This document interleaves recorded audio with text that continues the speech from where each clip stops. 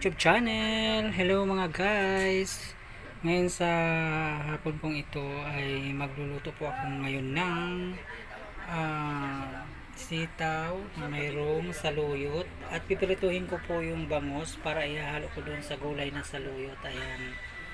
Mamaya po papakita ko po sa inyo kung paano po magluto ng saluyot na mayroong pritong bangus. Ayan.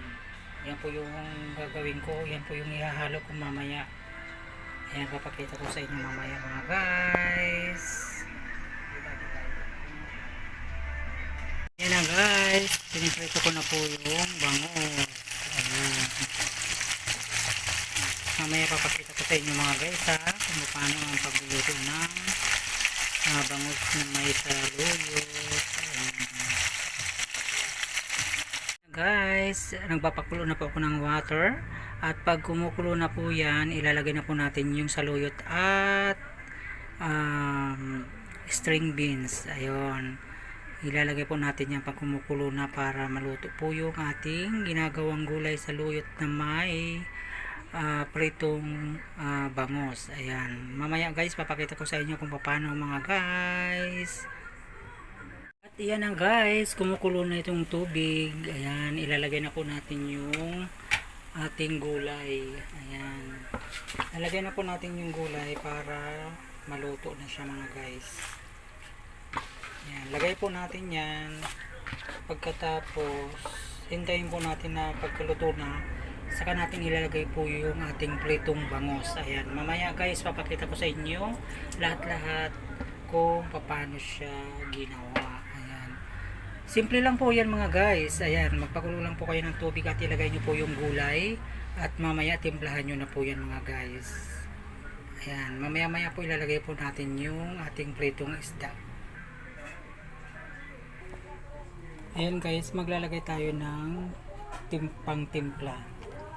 Ayan, ito yung patis. Ayan, nasa sa inyo po kung gaano po kataas yung inyong panlasa o yung alat, saka na nyo po i-adjust kung okay na po sa inyo.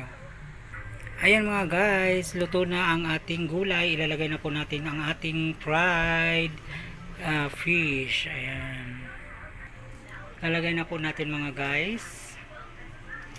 Ayan, luto na po yan guys. Masarap na po yan ang ating gulay na saluyot.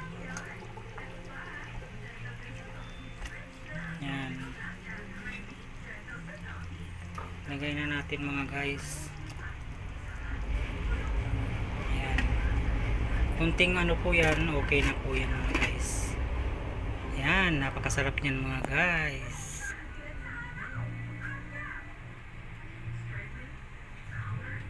Ayan guys, luto na ang ating gulay na mayroong pritong bangus. Ayan, hanguin na po natin yan mga guys.